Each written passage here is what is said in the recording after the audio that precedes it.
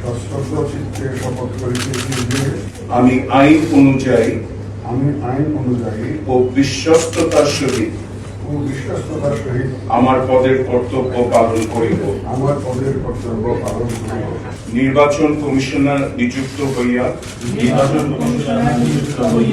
সশ্রদ্ধ চিত্তে শপথ করিতেছি যে